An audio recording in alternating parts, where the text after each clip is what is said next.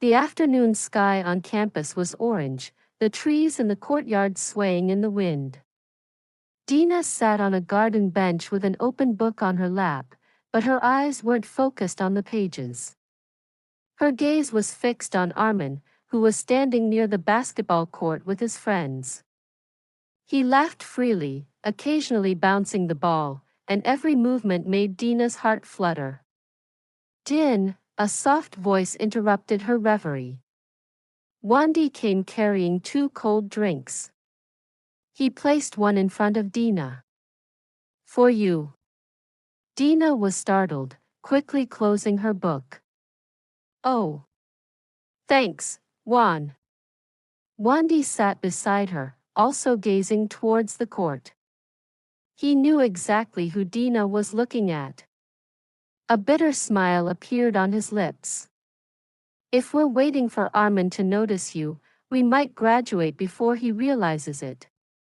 Dina just sighed, her cheeks flushing. I just like watching him. Weeks later, under a big tree near the library, Wandi mustered the courage. The afternoon breeze caressed his face, but cold sweat still trickled down. Din, he said, looking at Dina's eyes nervously. I like you. I've liked you for a long time. Dina was silent, her heart racing. I know you're still thinking about Armin, Wandi continued, but I promise. I'll make you happy if you give me a chance. Dina bit her lip. Her gaze shifted to the ground, then back to Wandi's eyes. There was sincerity there that she had never found in Armin. Slowly, she nodded. Okay, Juan. I'll try. A relieved smile spread across Wandi's face. The days spent together with Wandi were sweet, but the image of Armin never truly disappeared from Dina's mind. In a simple cafe near campus, Dina looked at Wandi, who was eating fried noodles.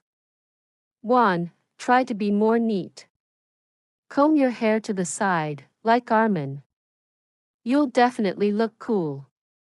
Wandi stopped chewing, looked at her for a moment, then smiled slightly.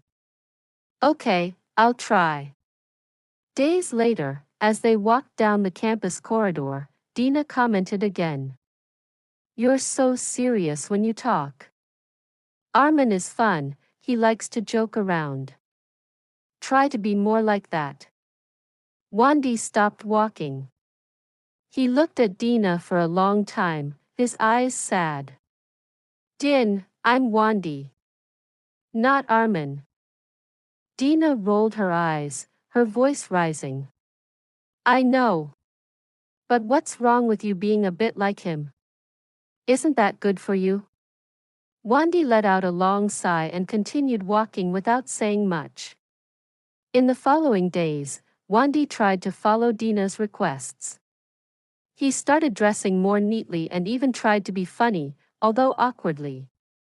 However, the more he tried, the heavier his heart felt. One night, under the dim light of a street lamp, he stopped Dina. The campus streets were empty, with only the sound of crickets and the wind rustling through the trees. Din, Wandi's voice was soft but firm. Dina turned around. What is it? I've tried. I've tried to be like what you want. But I'm tired, Din, Dina frowned. Tired? What do you mean, Juan?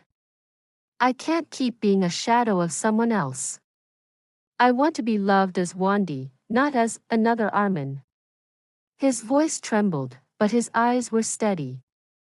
Dina was silent, her lips parted but no words came out.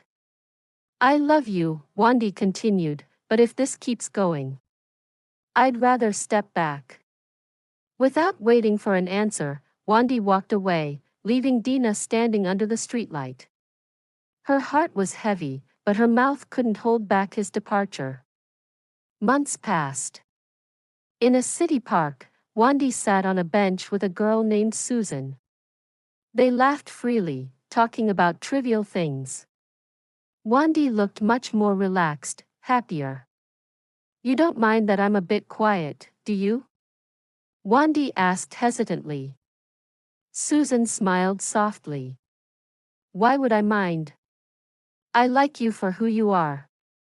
That's what makes me feel comfortable. Wandy smiled widely, his eyes sparkling.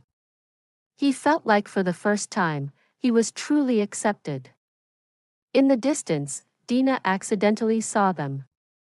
She stood frozen, watching from behind a crowd of people. Her heart ached, there was regret, longing, but also a newfound realization. Slowly, she whispered to herself, love isn't about finding someone who resembles the person we want, but someone who can accept us for who we are. The afternoon wind blew, carrying feelings that she couldn't articulate. And Dina knew that the happiness she was searching for was still elusive.